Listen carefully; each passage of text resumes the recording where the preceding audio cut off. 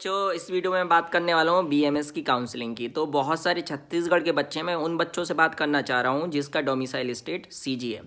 बच्चों, अभी आपके पास एक नोटिस आया हुआ, मतलब नोटिस बहुत सर्कुलेट हो रहा है जिसमें ये लिखा हुआ है कि 21 तारीख को हमारा फर्स्ट अलॉटमेंट का लिस्ट आएगा, ऐसा है वैसा है, ये है वो है। वो बिल्कुल सही नोटिस है, उसमें कोई गलती नहीं है, लेकिन आप लोग पूरा देखते नहीं है। वो पता किन बच्चों का है? वो उन बच्चों का है, उन बच्चों के लिए है जो अदर स्टेट के हैं। मतलब क्या हो रहा है एक्चुअली में, हमारे यहाँ पे ऑल इंडिया कोटा की सीट्स भी फिल हो रही हैं प्राइवेट कॉलेजेस की, ठीक है।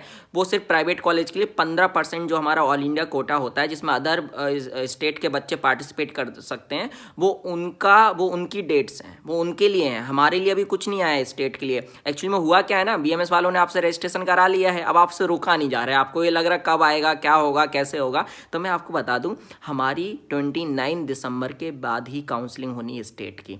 आपने रजिस्ट्रेशन कर दिया है ना, अभी आपको कुछ भी नहीं करना है। आप बिल्कुल टेंशन मत लो, जब भी नोटिफिकेशन आएगा मैं आपको वीडियो के जरिए बताते रहूं। आप क्यों टेंशन लेते हैं? जब मैं हूं तो आपको टेंशन लेने की बिल्कुल भी ज़रूरत नहीं है, समझे। तो वो जो 21 तारीख वाला चल रहा है ना, जो नोटिस आपके पास है, आप ऊपर पढ़ो वो क्या लिखा हुआ है। वो निजी कॉलेजेस के लिए, मतलब प्राइवेट कॉलेजेस के लिए है, और वो अदर स्टेट का जो 15% कोटा है ना, वो उनके लिए है। तो उनका सब कुछ ऑनलाइन होगा, हमारा तो ऑफलाइन होने वाला है, ठीक है।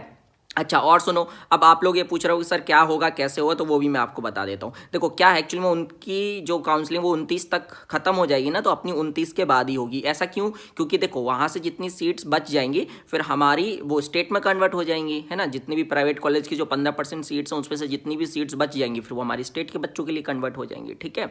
तो हमारी 29 के बाद ही होगी। सबसे पहले मेरिट लिस्ट आएगी। क्या आएगी बेटा? मेरिट लिस्ट आएगी। तो फिर क्या होगा, वो 1:3 में बुलाएंगे। जैसे मान के चलिए फॉर एग्जाम्पल, एक में 64 सीट्स हैं और एक में 63 सीट्स, ऐसा है ना।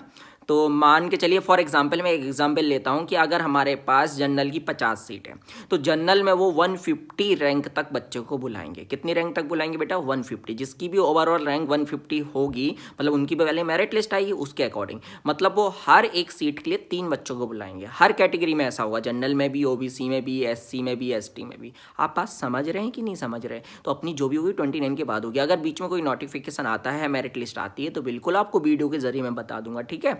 तो आप कंफ्यूज ना हो कृपया, है ना। आप जो कंफ्यूज हो रहे हैं कि सर 21 को आने वाला था, वो आप लोगों का नहीं है बेटा। वो आपको समझ में आ गया ना किन का है। आप लोग पढ़ा करो पूरा, आधा अधूरा पढ़ते हो फिर बोलते हो कि सर ऐसा है वैसा है। पूरा पढ़ा करो यार, आप लोग बड़े हो गए हो, अब कॉलेज में पहुंचने वाले हो आप लोग, तो चीज़ों को पढ़ा करो। वो हमारे लिए नहीं, वो ऑल इंडिया कोटा की जो 15% सीट्स हैं जो कि हमारी प्राइवेट कॉलेज में होती हैं, उनकी काउंसलिंग के लिए। हमारी ऑल इंडिया की जो 15% गवर्नमेंट कॉलेज में थी वो हो चुकी है, उसकी सेंट्रल काउंसलिंग होती है, वो हो चुकी है, वो सीट्स भी फिल हो चुकी हैं, उसके आप टेंशन मत लो, ठीक है। तो अब हमारी काउंसलिंग समझ में आया। सबसे पहले क्या आएगी? मेरिट लिस्ट आएगी, और जो भी होगा 29 के बाद होगा।